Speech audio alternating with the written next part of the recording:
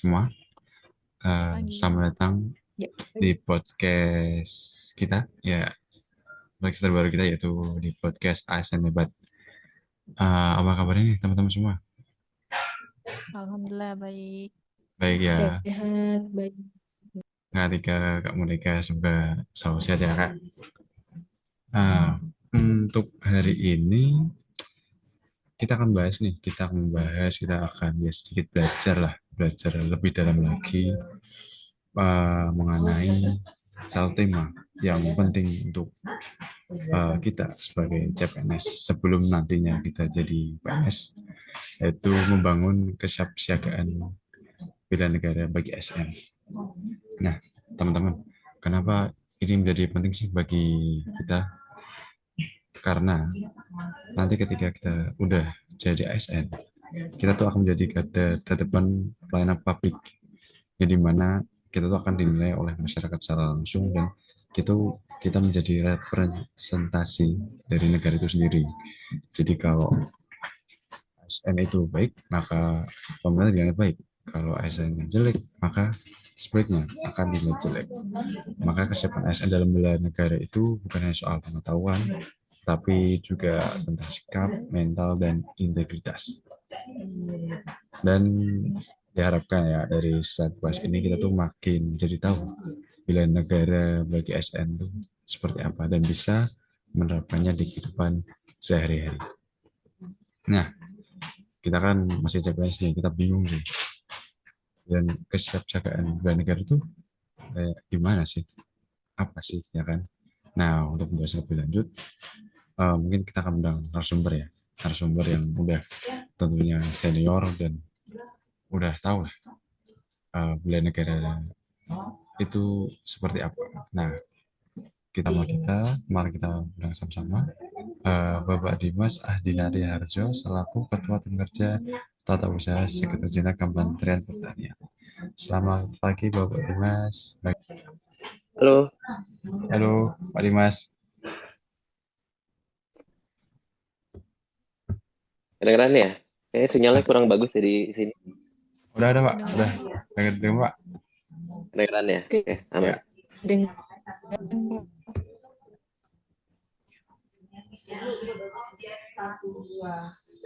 Nah, Pak Dimas, makasih ya Pak udah meluangkan waktunya nih untuk memberikan sedikit apa ya pandangan lah atau informasi mengenai bela negara bagi ASN itu sendiri. Nah, Pak Dimas, kita mau nanya nih, eh bela negara itu kan identik sama dengan militer ya Pak. Nah, makna sebenarnya bela negara bagi ASN itu apa sih Pak? Ya, kita kan memang secara umum sependapat ya,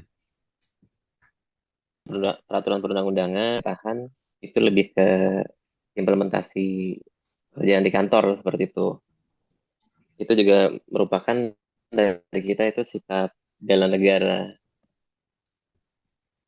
Itu Mas Aldi, teman-teman. Oh gitu Pak. Mungkin Atika nih mau tanya apa nih? Mau ada narasumber Pak Dimas. Mana Mbak Atika? Kalau untuk bicara soal kesiapan nih Pak, sebenarnya apa aja sih langkah konkret yang bisa dilakukan oleh seorang ASN tuh?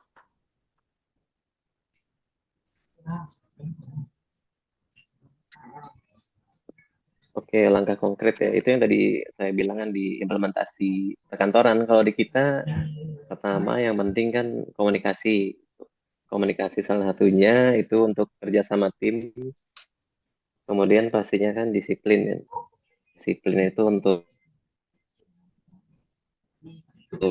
daftar apa namanya, datang-datang di rapat. Terus komunikasi juga jangan lupa tiap misalnya mau mau lift kantor gitu, itu info-info kan. Jadi nggak ketinggalan semua informasi. Kemudian ya, ini apa namanya yang nggak kalah penting juga itu ada peningkatan SDM. Kalau di kita kan banyak ya tawaran-tawaran training terus sekolah gitu yang kayaknya teman-teman bakalan update nih. Kemarin juga ada penawaran belum lama dari Biro KLN seringnya kan, persiapan apa kemarin persiapan untuk beasiswa di New Zealand kalau nggak salah. Kemudian nanti ada pelatihan-pelatihan lainnya, lebih ke ini sih, update-update berita-berita gitu Mbak Atika.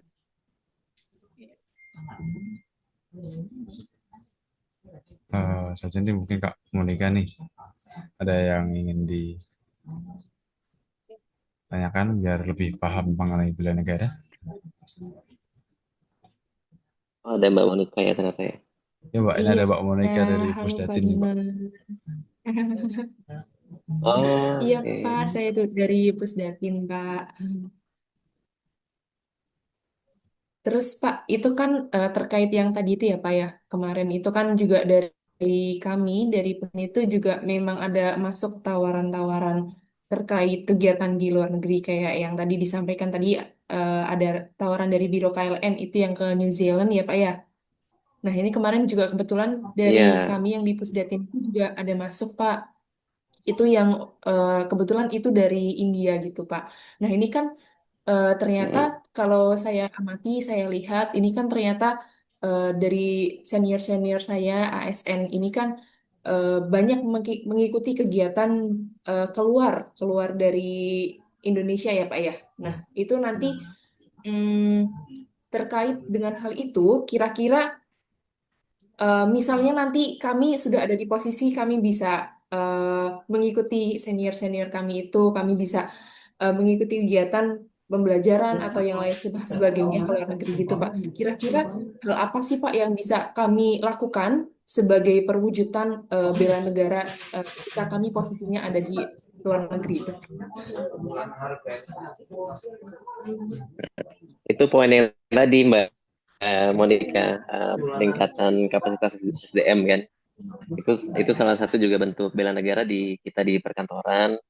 Tapi memang jangan lupa untuk ikutin guidance kita yang misalnya kita masih berapa tahun dulu sih di sini, misalnya 2 tahun, nah itu kita baru boleh apply kan. Nah terus kemudian kita mau apply ini terkait apa enggak sama TUSI. Nah biasanya tuh lebih gampang kalau terkait apa enggak. Misalnya di di sini kalau di keuangan diklatnya berarti manajemen keuangan atau manajemen aset gitu. Nanti kalau di Pusdatin seperti apa gitu. Itu nah itu kan merupakan ini sih bentuk bentuk sikap bela negara dari peningkatan kompetensi kita di kantor gitu Mbak. Tapi seru sih itu harus sih teman-teman tuh harus terus update ilmu, nggak cuma training di kantor. Di sini kan juga sebenarnya banyak ya pelatihan-pelatihan, terus juga sekolah kalau di kita di Badan SDM kalau nggak salah kita juga ada beasiswa kan, beasiswa yang lokal-lokal di sini di kampus-kampus negeri di Indonesia. Tapi kalau emang mau pengalaman ya itu tadi ke luar negeri, termasuk karena kan perbedaan budaya, terus juga musim pastinya kan di situ ada 4 musim dan banyak hal menarik lainnya sih menurut aku gitu. Nanti bisa terus tektokan kalau misalnya, jadi tergantung penyelenggaranya juga. Kalau penyelenggaranya dari kita berarti pakai APBN. Kalau waktu itu saya waktu itu dari pemerintahan Korea untuk penyelenggaraannya. Jadi memang agak berbeda fundingnya, tapi izinnya tetap harus dari atasan masing-masing melalui Biro KLN nanti, kemudian ke Sekretariat Negara gitu, Mbak Monika. Itu sih, Mbak. Ya, baik. Terima kasih, Pak Dimas. Terima kasih Pak Dimas atas insight sama masukannya. Jadi kita tuh bela negara tuh nggak cuma ngerjain tugas saja ya Pak, intinya Pak. Kita juga harus melawan diri, saling komunikasi antar tim, juga harus disiplin juga. Itu juga termasuk dari bela negara ya Pak Dimas ya. Seperti itu ya Pak ya. Iya, betul. Oke deh. Sebenarnya Pak Dimas, Suaranya agak hilang tadi nggak apa ya. Lanjut gimana? ya udah Pak. Mungkin teman-teman ada pertanyaan lagi nggak? Kalau nggak ada, bisa dicukupkan sampai di sini. Cuma Pak Dimas juga lagi ada kegiatan sama Pak Menteri ya Pak. Iya, tapi sebelum ditutup ini sih, maksudnya Ya, teman-teman yang pasti harus ini ya, tetap semangat gitu, terus juga komunikasi dalam hal apapun gitu. Karena nanti paling penting kita harus ini sih, harus komunikasi, harus berbuat baik sama siapa aja, terus sama perbanyak jaringan di sini, misalnya di unit kerja masing-masing, di biro-biro, jangan cuma di biro aja, nanti harus harus apa koneksinya tuh ke biro lain, terus juga kayak salah satu lain, sehingga nanti gampang kalau perlu nanti ke lintas kementerian gitu, teman-teman. Itu aja sih, harus tetap semangat sama update ilmu ya. Baik, Pak. Pak Dimas. Baik, Pak Pak, Dimas. ya, oke teman-teman. Terima kasih sekali buat Pak Dimas untuk waktunya, terus yang udah meluangkan dan udah memberikan kita sedikit masukan dan gambaran mengenai bela negara itu sendiri. Mungkin itu saja Pak Dimas. Sekali lagi terima Gambarnya kasih Pak mati ya. Dimas. Halo? Oke, Yang makasih mau semuanya ya, ya, udah ngajak sharing bareng. ya, oke Pak Dimas. Terima kasih banyak Pak Dimas. Terima kasih, Terima Pak. kasih banyak, Pak Dimas, atas waktunya. Ya, makasih.